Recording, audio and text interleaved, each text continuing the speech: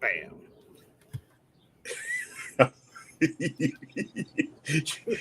You're watching the. This is Mark Chrisopher Lawrence, and you're watching the Break It Down show. That's all you got to do. All right. Sorry. This is Mark Chrisopher Lawrence, and you're watching the Break It Down show. A man so funny, he killed a man with a joke. Happens. It does happen. And I love that bit that you do, and it's on YouTube, on his YouTube channel. I'll put a link up for that here in a second. This is Mark Chrisopher Lawrence. He's a comedian, an actor, a screenwriter, just an all-around talented dude. You for sure have seen him in a bunch of things. I think Terminator 2 is probably the most fun, but there's a lot of things. You have a new movie coming out called Family Camp.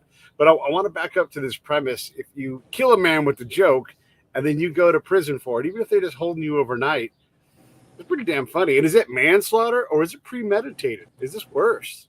Well, the thing that worries me is if it happens to multiple people at a show, am I a serial killer then? Right. You tried to be as funny as possible. Yes. And you said you loved to kill him. I was killing him. I've heard you say it, and all of a sudden this is a ridiculous premise.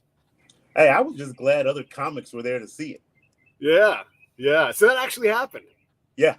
That wasn't a setup for a joke or nothing, huh? When you say things, and a lot of comedians say this, when you say things like, this absolutely happened, I believe you that in general, all of the comedians are telling a true story. You may have to embellish, you have some creative license, but life is too funny to have to make shit up. Yeah, sometimes you just, stuff that happens to you on a daily basis. Just Yeah. I was here's a funny thing, and everything can be funny. So we're in a firefight in Afghanistan, right? And the Afghans are cooking a fish that they caught in the stream. And by fish, not a very big fish at all. This is a tiny little Afghan fish, and they're cooking it in the stream. Firefight kicks off, and everybody gets up and starts going to work. Right now, firefight sounds a little bit crazier than it was. I mean, there is a gunfight going on, and we are in it, but it's not like as dramatic as it all seems. But we are, going towards this fight, closing distance.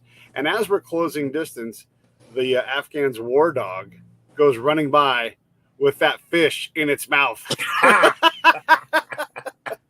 It's the funniest thing. We were running in a gunfight, laughing out loud as we're running towards this fight, and this bullet's coming towards us. It's hilarious. Oh, man. What's some of the funny stuff you've seen in life? Like, do you take this stuff down? Do you take notes? Are you like, oh, that's a funny premise? Like, how do you build some of your jokes? Basically what I do is I do a timeline from the time I was born to present day. Right. And then every story that I can think of that affected me positively, I write it above the timeline. And everything that affected me negatively, I write it below the timeline. And then I choose one of the stories and tell it to myself. Yeah. And if it's funny, then I'll, just kind of tell the story to other people until I feel like, okay, this story can be a joke. And then I throw it in. And sometimes, you're still too close to it to talk about it. So, you wait and see what happens. Yeah. When you look at your career, like a lot of people who work in, we'll just say Hollywood, because that's like the main place. The people that work in Hollywood are often multi-slashed, right? You're a writer, you're a comedian, you have all these things. A buddy of the show, another guy too, as successful as you can be, he is a music producer. But I think at his heart, what he is a musician. It's just that being a producer creates the revenue, right? So he'll put an album out every now and then, and this is in no way to denigrate what he does, but he is not a singer, right? And so he's got to go out and find someone to sing over the top of his stuff. But it's almost like a business card for him. He's like, look at the melodies and tunes and lyrics I can create, now let me find these other things, or hire me to produce your thing to take it to the next level. So at his heart, he's this musician, songwriter guy, but producer is the hat you have to wear to make money. Do you identify with that? Yeah. As far as like screenwriting, I always second guess my dialogue. So I will come up with the concept of what the thing is, and I'll talk to one of my writing partners and say, hey, here I have this idea, here's the thing. And then I'll write out a treatment, based on what they say, and then send it to them. and let them do the heavy lifting on the dialogue, because I always second guess it. It's like I don't trust myself. Yeah, but Which that's doesn't make true sense. for I probably almost should. that's true for almost anybody, except for maybe like Sorkin or someone like that. Like that, you want to have a professional set of eyes, or like someone who's a good tastemaker in like conversation to read your stuff, right? Yeah, you want somebody that's been there, that's been in the game, that's good at it, and partner with those people. It's like it's okay to partner with people.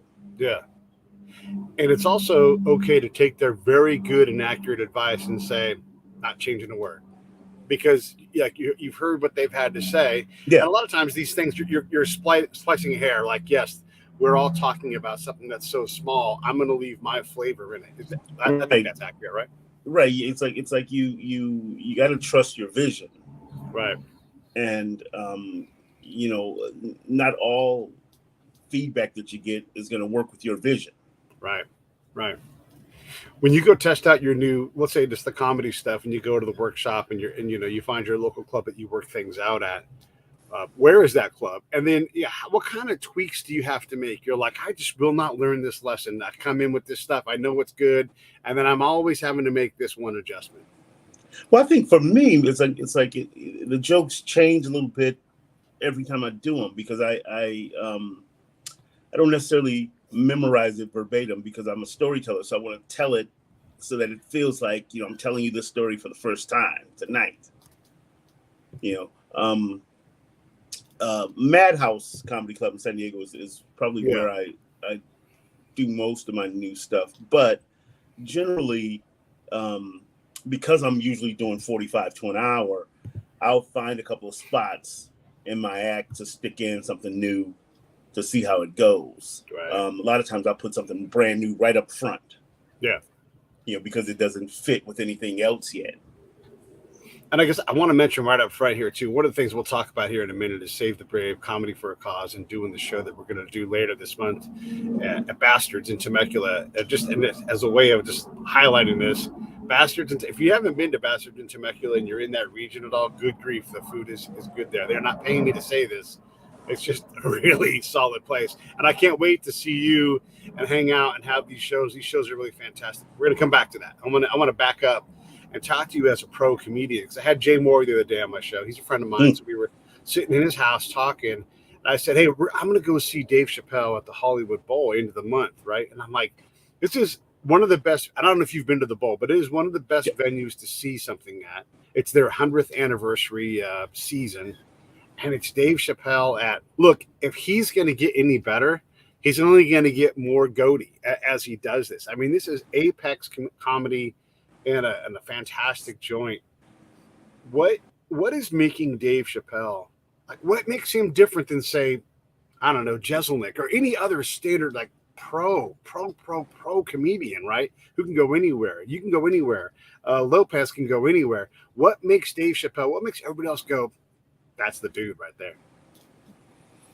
I don't know. I think he's developed this sort of ability to connect with everybody, people on every age range, and so everybody likes him. And then he's smart, he's really smart, and it shows in his comedy. And he's got that one joke where he gives the audience pieces of paper and they write down a punchline, and he builds a joke around the punchline. Who does that? Yeah. Nobody. That's goalie right there. Yes, it is. That's like god dang it, Jones. What's his first name? The fighter. He's like super awesome. What's his Roy? name? Yeah, Roy Jones Jr. He in his prime, he'd be like, look, there's nobody as good as me. And these are good fighters. He'd go out, throw a whooping on them, and then go play some D-League, play point guard starting in a D-League basketball game. Right. Same night. Right. It's crazy to see someone so skillful. Then the other thing about Dave, I think is funny is like I've been trying to understand it, right? I'm trying to look at like this is why he's different. This is why he's different. Because like his impressions of people, it's the same impression every time, depending on what group of people. And he does stuff like he puts his head to the side, like, oh man, and they are good impressions, and it's the same thing. But goddamn, it's hilarious. Like when he imitates like white people or whatever, and he says things like "dirt." Like you can't say "dirt" to anybody in normal conversation because that would be considered offensive in some way or something. Right. He's got no fear. Yeah. At this point, it's like really you can't cancel him because he puts himself up wherever he wants to play. So when you have that level of freedom, like when you first start doing comedy, you got nothing to lose, so you can say whatever you want to say. Yeah, and there's no body coming after you to cancel you because you got nothing to cancel. Yeah, and now it's like you get to a point where you got a lot to lose, and Dave is like that, but they've tried. And he's still selling out the bowl. Yeah, he one of the things I love that he said recently, special is I will not be summoned, and that's that thing where it does look, he has a big enough audience. We love him for who he is. We love the fact that he's not making fun of anyone. He's making fun of groups and how groups interrelate and everything. And I'll have to say, if somebody was upset by that last special, they didn't watch the whole thing. Yeah, right. I think they just pulled out a snippet and got pennies in a bunch, and it's like I agree with him. Watch the whole thing and then have the conversation. Yeah, and if you're really on your game, watch the last several because he's making chapters in this book, and he's talking about this, and for whatever reason, the trans thing is dominated. And when I've talked to people about the most recent special, The Closer, it's incredible. Like, and if I say, what did you get out of it? Something different than what I got out of it. Like one of the things I got out of it, he starts out with talking about, I think it was the baby getting canceled by the trans community. Like this guy killed a black guy, and then he goes into this whole, saying that he's punching down on people. And then he brings it all the way back around. It's like, stop punching down on my people. And like, if you don't get something from that message, then you need to go back and watch it again because this is the master, and he's teaching us. And not only go back and watch it again, but go back and check yourself. Oh boy, yeah. Jay and I talked. Yeah, go ahead. Because I mean, it's definitely evident that there's no malice in what he's saying. Right. And when you dismiss his good intent and insert malice, again, check yourself.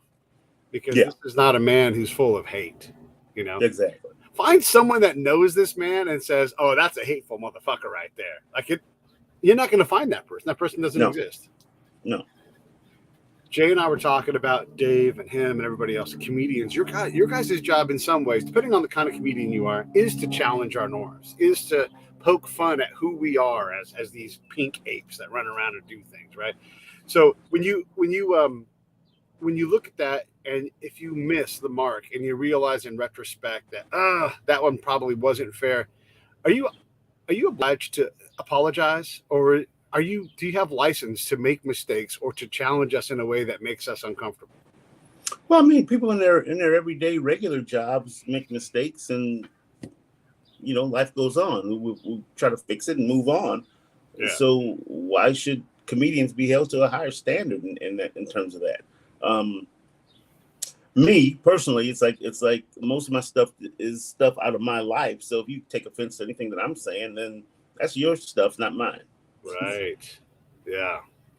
I got to mention my buddy Brad. He is he's an emerging comedian, and it's above a hobby, but it's not his profession, right? And and he played the Temecula Comedy Room at Bastards, and he bought for this, and Brad's a white dude. It's relevant for this story because he bought a puppet who's a little black guy. And the thing that he does is he doesn't do any kind of affect that's racial at all. It's just a puppet saying words, and he's not he doesn't practice to be a ventriloquist because he's not trying to be, a ventriloquist at all. And so anything you bring to that bit is he's only created it by standing up there with this black puppet, right? Right. And people will get uncomfortable. And he's not trying, like, usually I'm the voice of the puppet, and so I'll say things as a showy voice, but not in no way any kind of an imitative kind of voice. And so he's just being a bad ventriloquist. And so it's this whole funny premise that just, boy, you bring a lot of yourself to that act when he does it. It's really interesting to watch how people respond to it as they start to get it. I don't know if they ever get the racial thing, but we bring a lot of ourselves to people's acts. Yeah, I think so. I think the most effective stuff is stuff that's universal, that people can look at and go, oh yeah, that's kind of me. But stuff is not as bad as that. And that's what makes them laugh. It's like, we want to laugh at somebody else's misery than our own. Yeah. Brian Cowan does a funny bit. He also played the room in Temecula, and he talked about how, like, parents love their kids and think they're geniuses. And he's like, my ex-wife thinks my son's a genius. And then he gives examples of all the stupid shit his kid does. He's like, this guy is not a genius. He's not, but these are the things, these hilarious life moments that you see. You're like, yeah, my kid's a genius until you ask him to take out the trash or whatever, right? Like, all of a sudden they get real dumb, Hey, man, put the dishes in the dishwasher. I got beaten almost every other day for not taking out the trash.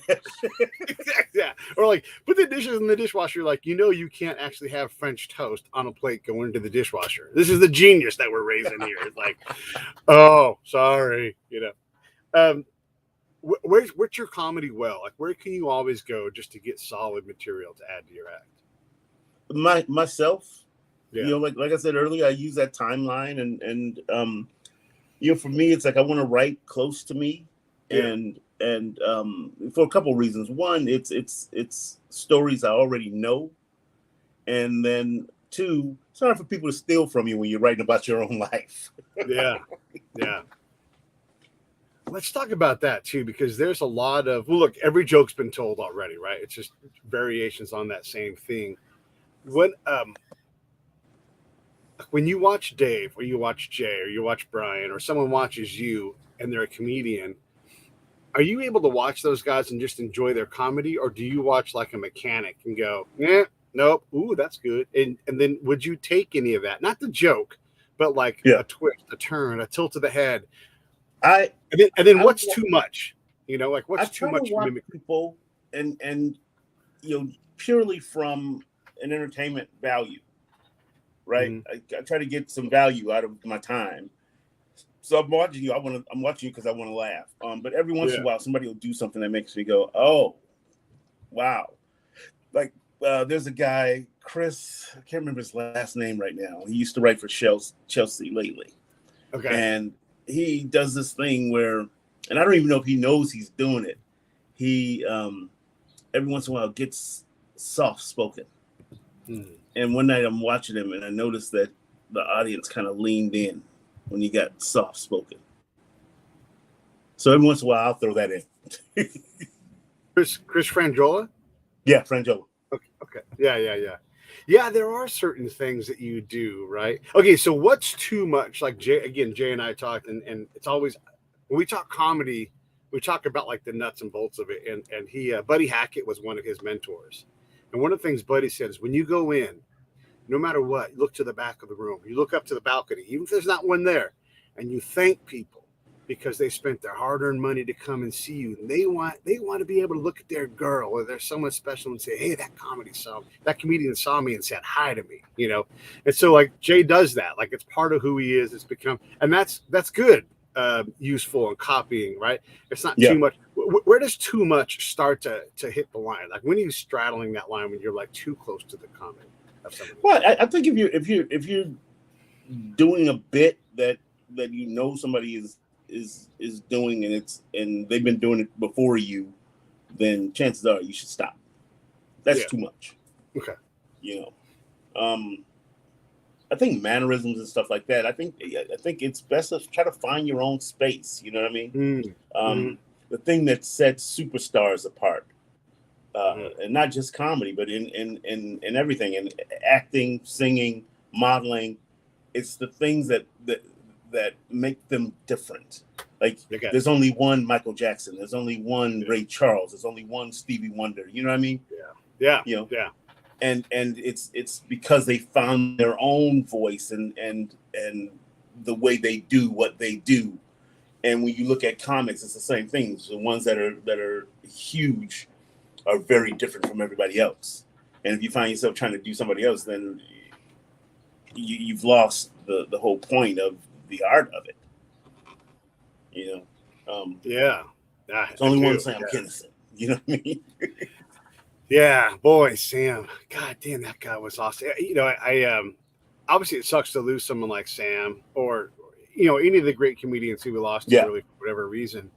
But I hate that the new generations will never understand how incredible Sam was, or Robin Williams, like the older guy who acted a lot more. You didn't see the greatness when the moment he came on stage, and you knew it coming in before he even got there. Like when you're like, tonight on Johnny Carson, Robin Williams, you're like, oh, you cannot miss this, right? It's already excitement because you know who's coming. I hate that people don't get, Greg Giraldo or Sam Kinison and all these other guys, Patrice. I mean, they were legends, but they left so much money on the table, Yeah. I have a friend who watched me one night, brought his at the time his new wife to the show, and after the show he said to me, he says, there's a lot of comics that are very good at comedy and then they try to act and they're not good at it. He says, yeah, but you're good at both. Yeah. He says, I have an idea for a one-man show. So we started working on this one-man show that we're trying to get on his feet. It's like, COVID didn't help at all. But I think this year I'm going to really focus on just trying to get these characters into my head and then start putting them on stage so that we can finish the process of writing this thing out. Because I think it might be my vehicle to Broadway. This is a question I wanted to get into with you because, what's great to you and what's your purpose? Like, look, if anybody has any doubt, Mark knows how to write a joke. You don't got to worry about that. It's not about comedy for you now. It's like, how good can you do it? What can you create? What can you gain access to? Yes, you can act and all of those things. But when you write something, you write, this is going to be, Pulitzer grade. This is going to get me a Grammy. Are you looking not for the accolade, but are you trying to make something that's a certain grade level? And do you have something in mind what that grade might be? I think I'm just trying to be good at it, be the best I can be at it. Yeah. And if you work that way, then everything else falls into place. And you don't have to think about, I'm trying to get a Grammy or I'm trying to do this, I'm trying to do that. I just try to be the best that I can be at it. And so it's not boring for me. Because, once I get bored, then you're going through the motions. Right. Comedy is not one of those things where you can reliably do the Mamba mentality Kobe thing where you're like, I'm going to work out 4 times a day for 2 hours. That doesn't necessarily make you a better comedian. Matter of fact, it might make you a bad comedian, right?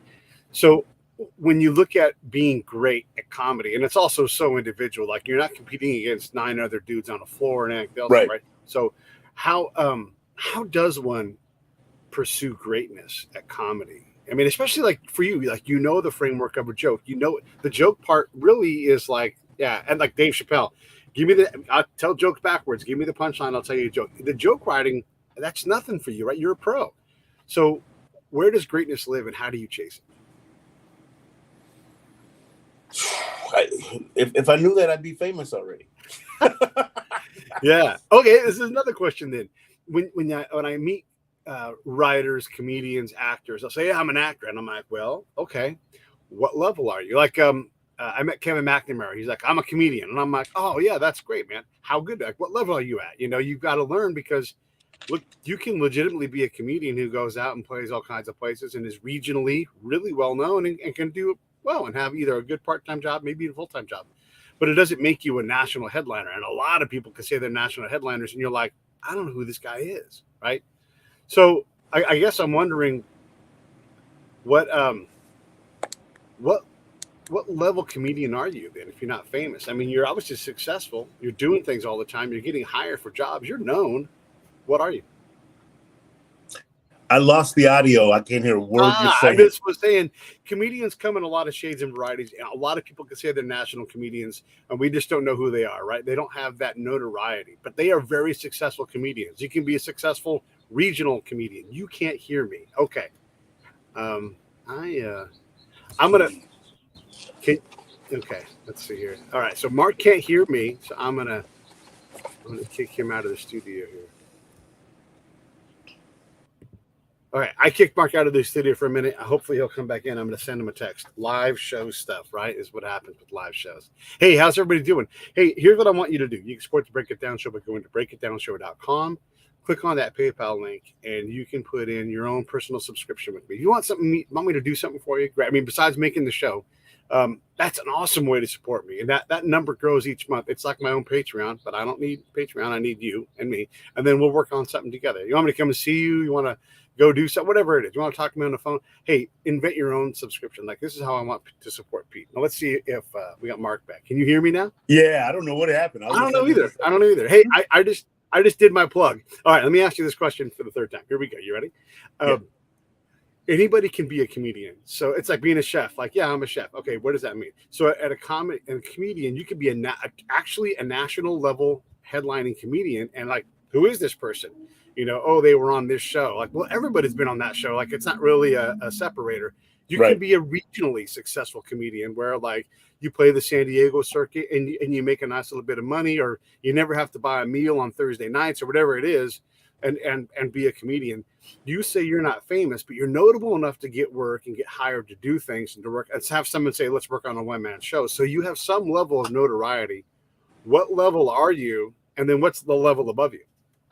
I think I'm still grinding. I think I'm a regional comic, and really it's here in San Diego. It's like it's hard for me to get booked anywhere else in the country.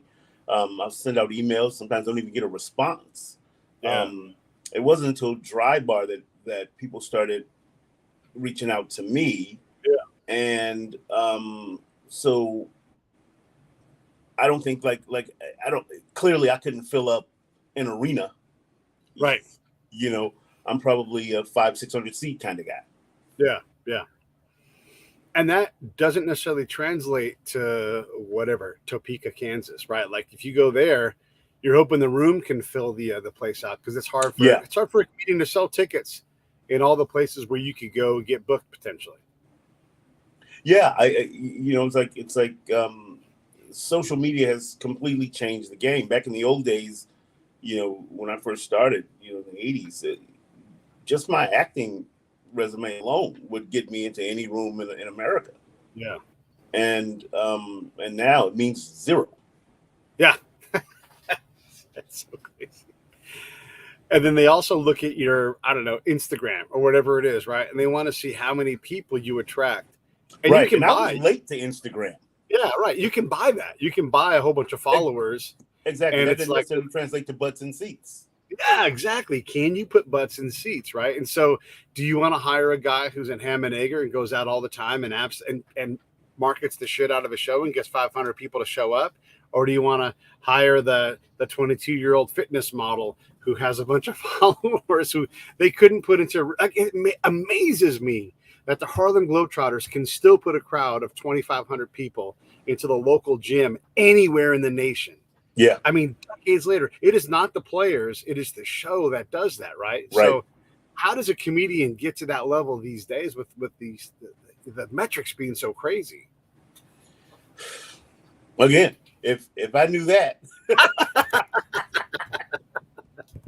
I actually talked to a publicist the other day that, and we're trying to formulate ways of trying to build my following, because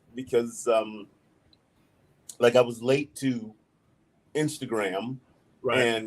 and I think I have about 7,000-8,000 people that follow me there, but a lot of them are in different countries, so it's like it doesn't correlate to butts and seats. Right. I have more people on Twitter, closer to 25,000, and that's been good for me.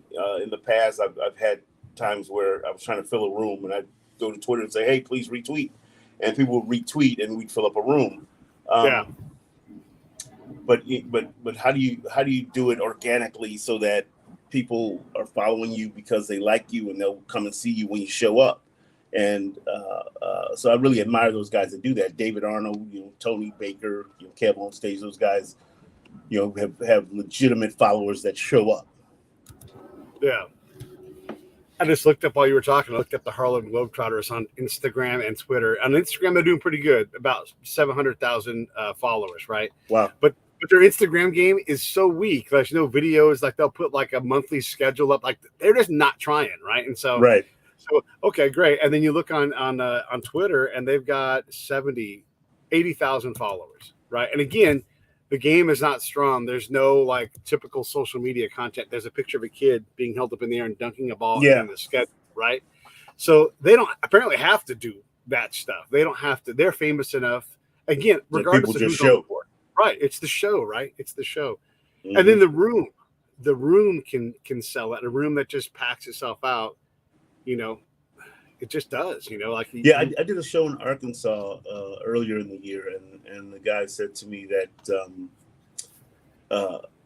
the year had been hit or miss. He says, we don't rely on the comics to fill our room. He says, we ask you to go ahead and post and do what you're going to do. He says, but we, as a company, we feel it's our job to put butts in the seats. And, it was a lot of fun working there because I didn't feel the pressure of having to fill the room. And we had great shows, and it was awesome. Go ahead. And that's what it used to be. It used to be the club would fill itself. It helped that you had somebody who was a name on the show. But that doesn't, being a name on the show doesn't really mean anything anymore. Having acting credits doesn't mean anything anymore. Right. Yeah. The room in Temecula at Bastards, the comedy for a cause, created by Save the Brave. That room, we have Matt Balaker, sort of our in-house expert on comedians, right? And he said, because we're real hard on ourselves in the military, we're like, we have to sell more tickets. If we try harder, we'll sell more tickets. That's not necessarily true. Start earlier, broadcast louder, yell more, whatever it is, knock on doors, whatever. But sometimes like you have to let the room build out. And then Matt drops this on me. He's like, hey, by the way, I've never seen a comedy room start off as successfully and powerfully as you guys have. Don't lose sight of that. And it kind of took a little bit of load off of all of us. I've been telling everybody, I'm like, hey, we are doing a good thing. We have great comedians coming in, like Marcus coming in on the 21st. We have all these things. We're selling tickets. We're doing well. We're just going to add to it. But let's not set the goal in some far place away, because we're not trying to sell 500 tickets. We're trying to sell 70 tickets or whatever it is for that room, and then really get people that are passionate not only about comedy but about the Save the Brave mission and want to do something for charity, and that but that also took a big load off of me. And not that we're not going to work hard, of course we are, but it allowed us to kind of reorient our sights on what we have done and what we are doing, as opposed to what we're not doing, even if it's unrealistic to expect that. Right. For me, the cause is awesome because I live in San Diego, and we probably have the highest concentration of military in the country here, and as a result, I have a lot of friends that are military, and so it's important to me. So that's why I'm being involved. Yeah, man, and we love that you're doing it. One of the things that's great is to be able to tell the comedians that we're trying to book, like, hey, I promise. One, we are on the comedian side. Like, we're not going to pull any fast ones. There's no trickery here, and we're going to work hard to support you and make you guys all rave about not only the room but the experience of playing the room. And I don't know any other venue that really does that, like that works. Like, how can we make this great for Mark? What can we do? Go to Scott's Ranch and have a fire afterwards, or ride horses, or whatever it is. We really try to make this thing special for you all, because we do recognize what you're doing, and for the most part, nobody's getting paid to do this. Just the charity's taking all the money, Yeah, it's hopefully people come out and have fun and help some people. Because at the end of the day, that's what it's all about. The actual show itself is going to be fun. I'm going to bring my A game. Everybody else is going to bring their A game. Oh yeah. So just come on out, folks, and have fun. Yeah. And know that it's for a great cause. I like to say we're the hardest working charity. Like person for person, we get it done. Like the last month when we did it, I brought Alex Hooper down.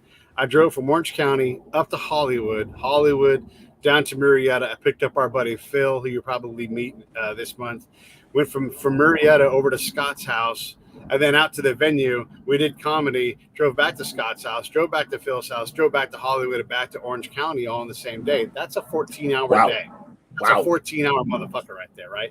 And I was stoked to do it. Yeah. We could put him in an Uber, but it wouldn't be the same. I don't want to put someone in an Uber it's a lot of time and money and everything, but look at the value. Alex knows who we are now. We've talked for hours and hours, and I'm real proud of how we approach it. And it's not just me, it's the marketing. Have you been to Bastard yet to eat it all? I haven't been to Bastard yet. It's so good. I'm looking forward to it. Yeah. What makes a great room to you though, as a comedian, when you show up somewhere to a new room? What makes it really like, man, I'd play that room anytime?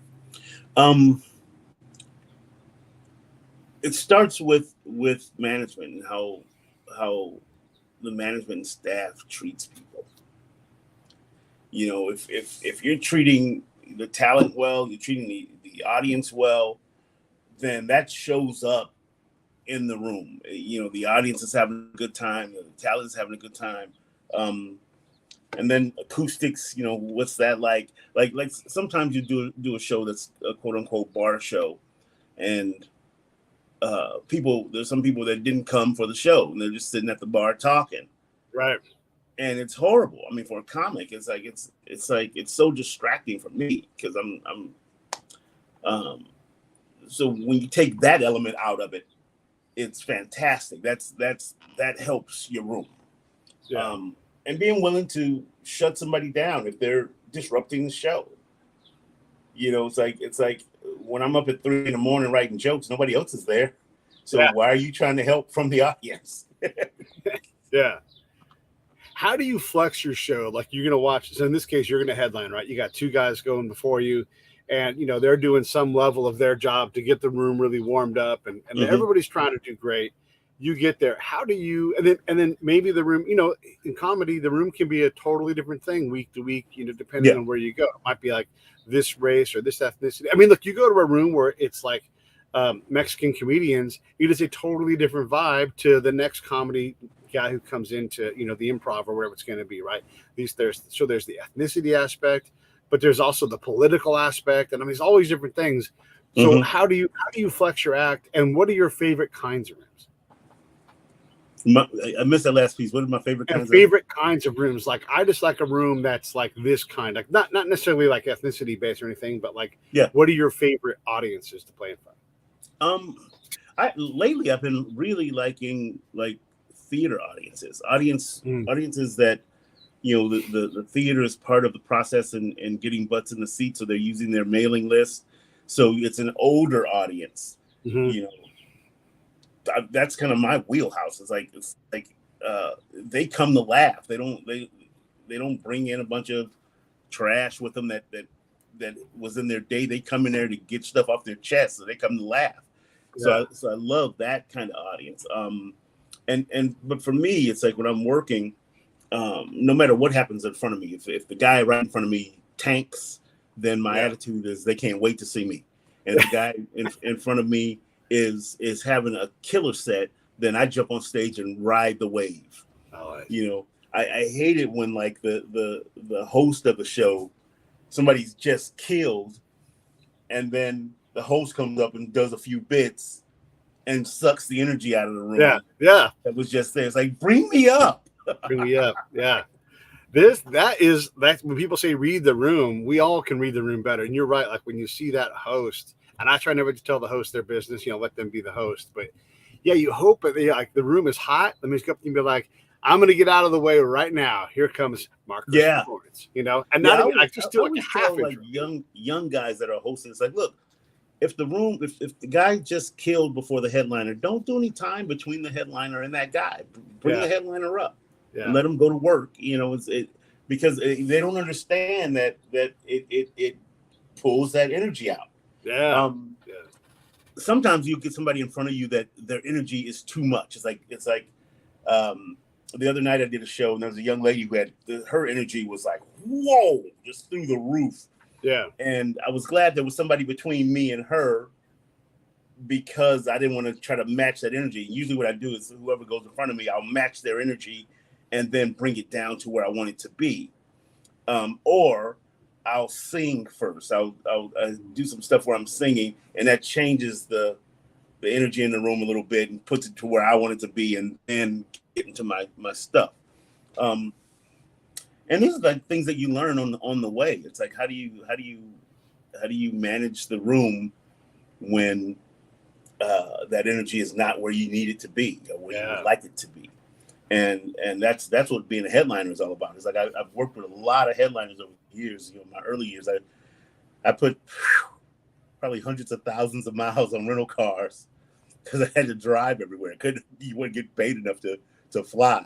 Right. And so as a result, worked with a lot of guys who were really just brilliant at the craft of comedy, and picked up a lot of things that are invaluable.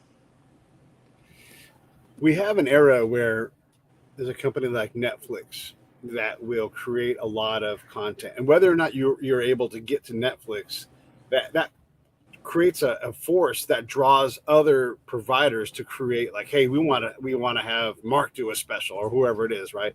And so we have the ability to have these grand specials that are out there.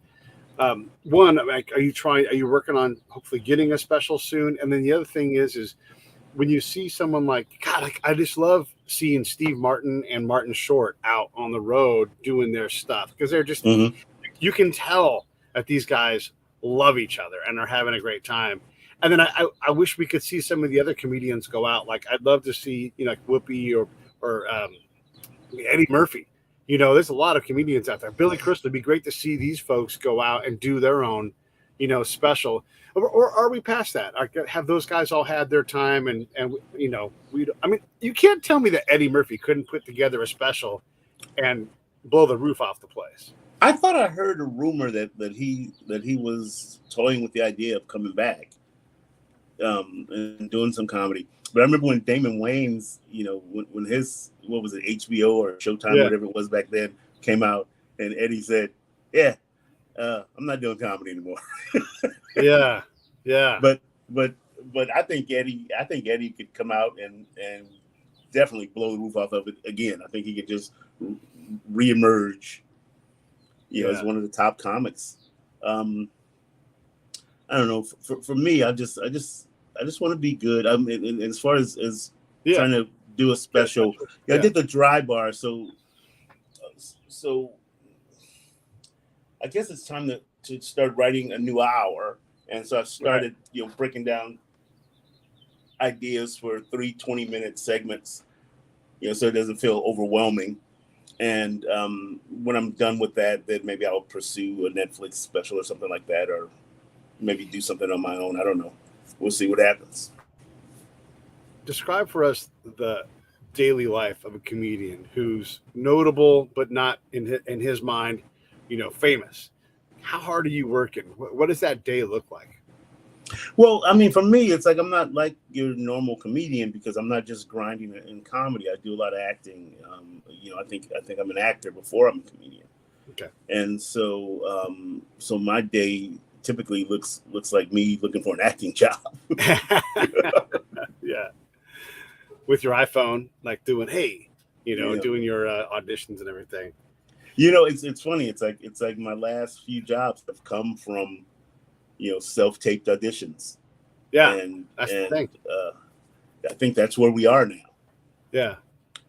Do you feel like in acting you are able to be something other than a character actor? I mean, your look, right? It's just like when you open them up real wide, like you have a certain like character that you become automatically just because of your presence.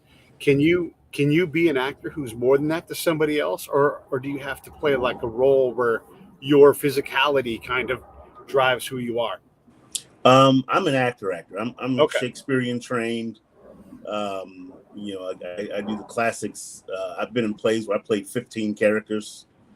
So Does the industry recognize that? Is what I'm asking. I Can don't. they see you as something else? I think my current agents recognize it, Okay. which really helps because now I'm not just getting sent out for sitcoms. Like when I was with my first big agency, Right. they signed me when I was doing a classical play, Life is a Dream. Very heavy play, very heavy character. Yeah. And then about a year later, they saw me do stand up and never sent me out for another drama. And so most of my career was all sitcoms. And I'm not knocking it because I'm having a great career. Sure. But I'm much more than that. And my agents that I have now, they see it. Yeah. And as a result, things are changing. It's like I'm doing stuff that's darker. I played a dark character on Tyler Perry's All the Queen's Men. Yeah. And I was trying to write a piece about a guy, and then I noticed somebody had already done it and failed at it. Yeah. But I'm thinking, well, maybe we should probably revisit it anyway because it was terrible. It's like I think something that comes to mind is John Lithgow in Dexter. Okay. His arc on there. When you first see him, he's this nice guy bringing this lady's dog back, and the next time you see her, she's bleeding out in the tub. and I think that kind of dark character for me would be very good. I think that'd be sort of a game changer for me, and that. So I started actually searching for that and found a character that I think would be good. So maybe I have to find a different way to reinvent that sort of idea of what that character is. You talked about a couple of complicated big steps that I want to dive a little more deeply into them. So you getting an agent, and you have multiple agents representing you for multiple things. You're a busy dude for sure. So let's everybody understand that. But getting an agent, damn impossible. Getting an agent that gets you, right? Because again, and this is meant to be a compliment, when you show up on the screen as I was watching your stuff, you have a funny vibe automatically. Like you can't help but show up and be in a funny presence. I'm not saying that you cannot be a serious actor, but the moment you show up, it's like, I get this guy. He's funny. Like I can't blame anybody professionally for looking at you thinking they can make money booking you as this funny presence, right? So now you've got an agent. So you did the impossible and got an agent. And then you did the other thing impossible. Like, yeah, that ain't working. I need to find somebody else. And then you found someone else who gets you. I think you get where I'm going. How the hell did you do all of that? I think a lot of it is luck. A lot of it is I got people praying for me all the time. And then my managers that I'm with, they actually helped me to get to this agency that I'm at now. And I think that's a lot of it. It's like they understood that where I was with the agency I was with, that we couldn't get to the next level there. Yeah. They said, we need to make a move. So they set up some meetings, and after a few meetings, we decided to go to where I am now.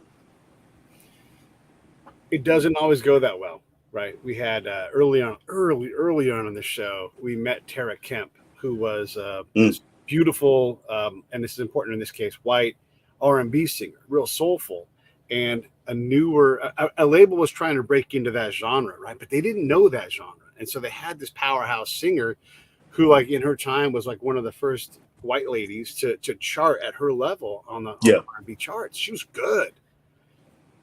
Signed by the wrong label, though. And really, in a lot of ways, created barriers to her career that were hard to overcome. Without a little bit of luck or someone saying, hey, no, let me grab that contract.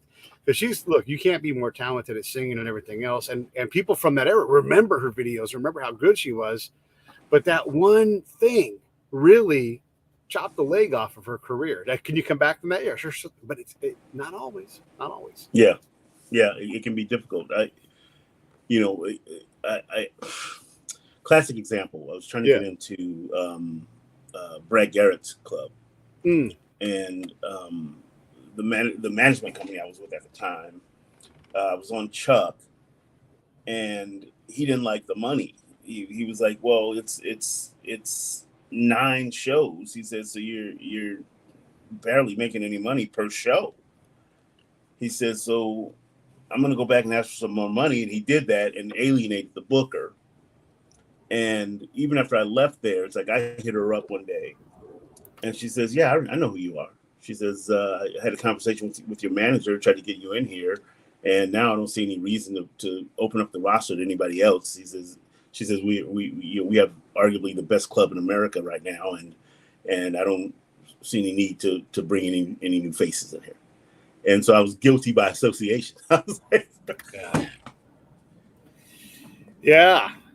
And it's funny because before Brad's Room got really hot, comedy was, I'm going to say the words, dead in Vegas. It was not a good place. Like, look, there's the Dirty at 12:30 at the South Point, and that's cool and that's fun and everything. And I'm not saying there wasn't comedy scenes there, but this is fucking Vegas, right? And there was not a hot comedy room and it took a minute for that room with Brad's name attached to it to get going somewhere. Yeah. And I'm not talking about Carrot Top having an amazing comedy show at his own theater. I'm talking about a place where comedians come in and work. That's God bless those guys for figuring that out and filling that hole they needed to.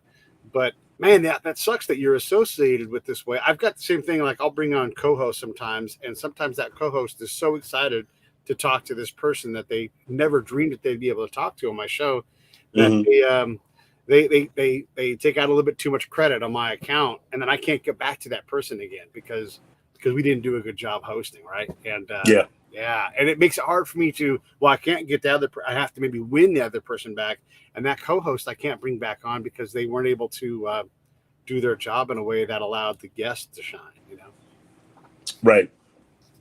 And if I had a nickel for every time I was in an interview and it was an all about me interview, not me, but the host, I'd be rich.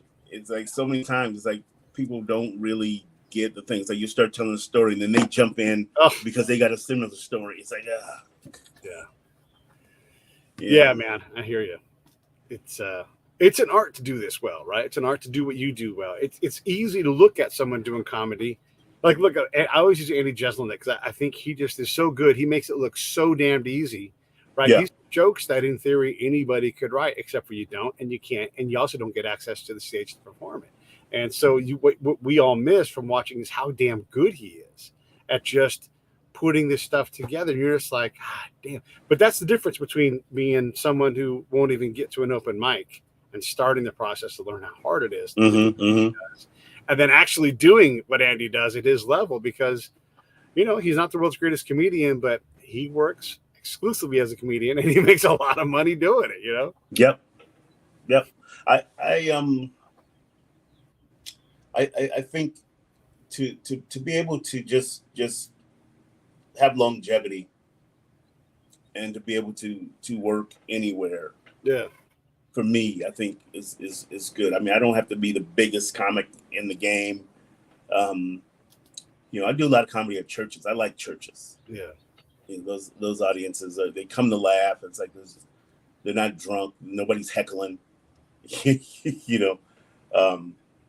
And it's just something about that environment that I really like. If I could do just all churches, I would.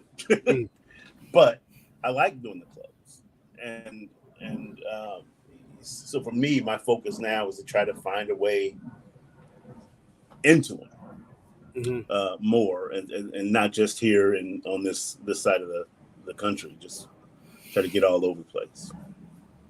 The picture I used on the cover for this episode is a picture of you, and it's got scripture above it. Now, I took the scripture out because I wanted the picture. I didn't need everything else, right? I just wanted. No, you should have called me. I'll just send you the picture. Yeah, whatever. I was behind already. I threw a party last night, so I got to tell you this. This is crazy. So I met my birth father, right, and the whole family. My brother Eric passed away in October, and coincidentally, I also met my birth father and this whole new family. And so I had a bunch of new of my Norton family over last night, and the things I was supposed to do got sucked up into having what turned out to be a 7-hour party. So like you got 11 hours of work, and then we closed. Oh my God. So I got a little behind on my work, so I just had to crank the thing out. But I guess the thing that I wanted to say to you about you is you're obviously a man of faith. You even put it out there in your social media by using scripture and all of these things. And we in America are struggling with our spiritual accountability and what it's okay to do. Like I've got a friend, I'm in an active Facebook post right now, and that person is talking about the negativity of religion and how it causes people to have hate and all these other things. And I'm not trying to put anybody's faith into any different light and everything else, but how do you deal with your faith in an environment where not everybody needs to have, especially a Judeo-Christian kind of mindset in terms of spirituality?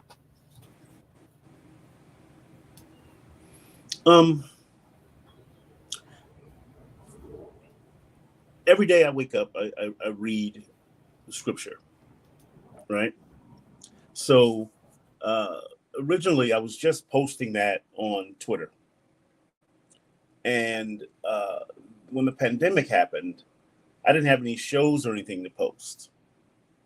So I started posting the scripture on Instagram and Facebook and all the platforms that I'm on. And I started getting messages from people, things like, wow, I really need to hear that today. And, sometimes, God needs to talk to people in a certain way, and he finds a way to do it. And so I decided I'll just keep doing that because it's affecting people. And, that's important, that people can buy into some hope. Yeah. No, that's beautiful. And yeah, when you speak to people like that, and as much as the U.S. is a place where we don't necessarily all need God, he also has written the most successful book, the most quoted book, the most influential book of all time, right? Right. And whatever we do, no matter what we do, and we're a nation where we're free to pursue whatever religion we want, and thank goodness for that. But it's all tied to the big guy and what's in that book. I mean, you can get Eastern, you can get some other kind of thing more universe driven, but almost every single thing in that is covered in that big black book called the Holy Bible. And I'm not a big ad for the Holy Bible, but if you, just like Dave Chappelle's show, if you go through that book, you will get more out of that thing every time you read it. There are books written about how to read the Bible, and those books sell well. It's an incredible thing, man. Right. Yeah. So look, I don't want to take too much more of your time. I think the world of you for coming and doing the show, Comedy for a Cause. People should go April 21st and watch Mark play.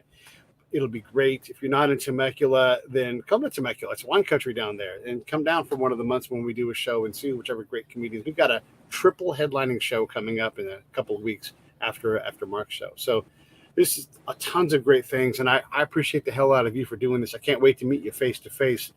What do you want to say in closing? Do you want to ask me any questions? What else do you want to do with the last couple of minutes we have left? I just want to let people know that come on out, laugh, have a good time. Let's take some pictures and meet each other. That's one thing I love about this job is that you get to meet people that you probably never would have met unless you were on stage, and take some time to love somebody. Just you could do something small to make somebody's day so much better. I saw a guy the other day in the parking lot, actually it was yesterday, and he was looking under cars, and I was like, what is he looking for? And so I was buying a big thing of water, put the water in the car, and I said, hey, you need some help? And he said, yeah, I dropped one of my hearing aids and I don't know where it went. And so I kind of went with him, and I said, well, you go that way, I'll go this way. And we just kind of looked under cars. I said, well, which way did you walk? And so I traced back his steps and found it. Yeah. And he was so grateful. And I think we lost touch with humanity in that way, in helping people, and it doesn't cost you anything have to tell somebody to have a great day, or to shake somebody's hand, introduce yourself to somebody, or buy somebody a cup of coffee every once in a while. I've often at the airport, I'll see some military guys sitting, and I'll pick up their tab. Yeah. Or somebody who looks like they need something. I'm usually led to do something. It's not every guy with a sign that gets me, but every once in a while you see somebody who's like, and I'm led to give them something, to a nice word, or even some information. It's like you never know what somebody needs until you take the time to love on somebody. Hearing aids right here, right? And yeah. And sometimes you can't even tell that, like, I forget that they're in there all the time, and if they fall out, when you realize it, oh my gosh, you're in such a panic because I get them through the VA, but maybe I won't have them for 8 months. Right at the beginning of the pandemic, I pulled my mask off and I was on a boat, and my hearing aids went straight into the ocean. And I'm like, even if I find them, they're not going to be any good. And I couldn't find them. It was shallow. It was like a harbor, right? But I couldn't find them. They were gone. And it was no real fault of my own. I just took my stupid mask off when I got on this boat. Right.